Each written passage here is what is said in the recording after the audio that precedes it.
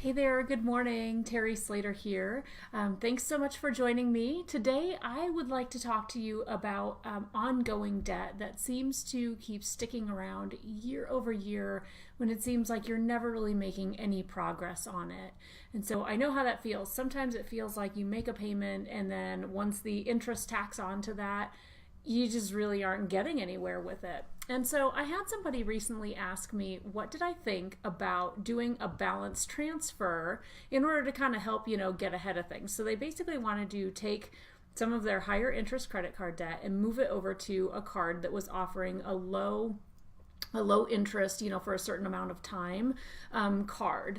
And so I've gotten that question a few times about, whether or not I recommend transferring balances in order to get ahead. And I really feel like it's kind of a two-sided answer. And one is that while that mathematically probably makes sense, it doesn't actually get at the root cause or the problem that sort of led to the debt to begin with. And I say that because if it's a behavioral issue, then essentially just moving the money around isn't really going to, isn't really going to address things for you.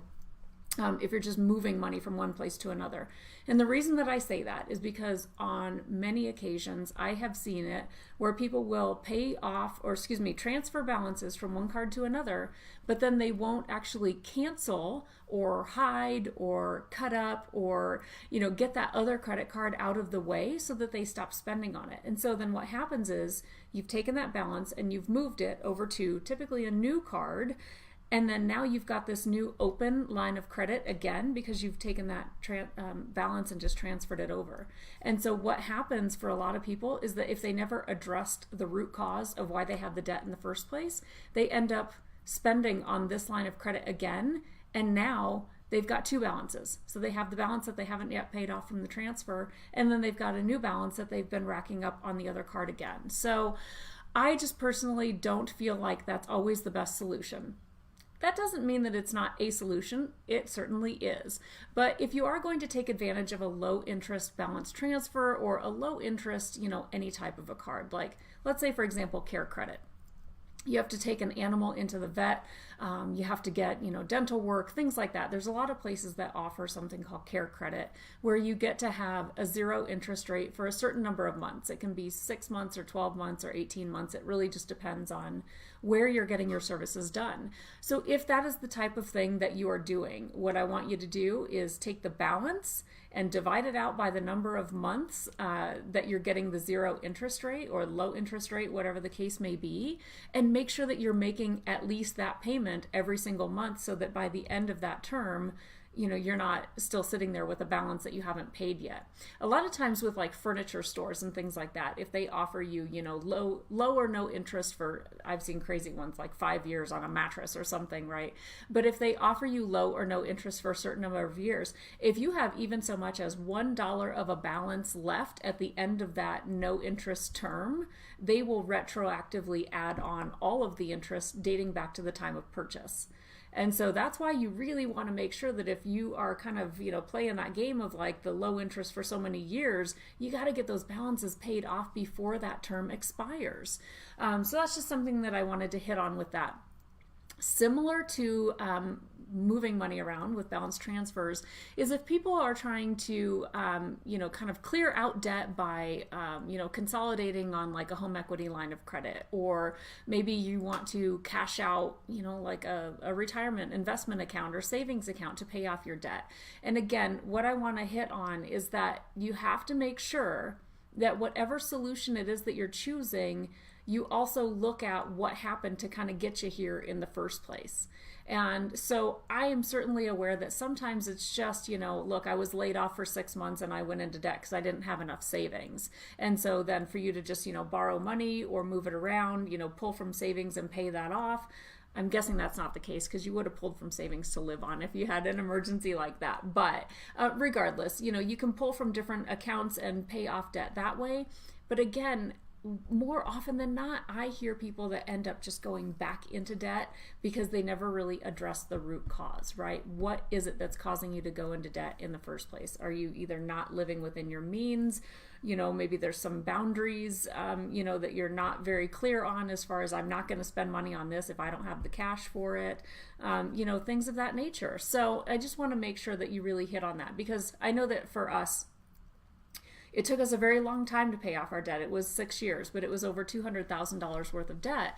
And what really happens when you are grinding away at something like that for so many years is that it kind of changes you. It really changes the way that you look at debt really from there on out. It's painful to watch that much money from your paychecks going to pay off debt for such a long time that you just really don't want to do that again. And so I feel like when you do the work, when you roll up your sleeves and just, get right down to it and pay it off, that's more beneficial in the long run. That's what kind of leads to behavioral changes.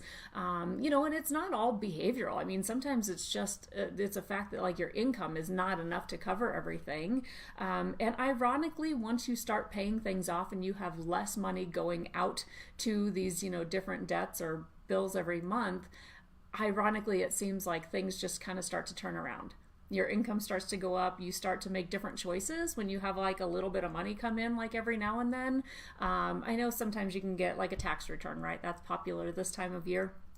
And if you don't have a plan for what to do with that money, it can often just get spent. And sometimes it's just spent frivolously. Sometimes it's spent on the vacation that you've really been wanting to take but didn't have the money for, and that's fine because you're not putting that vacation on debt.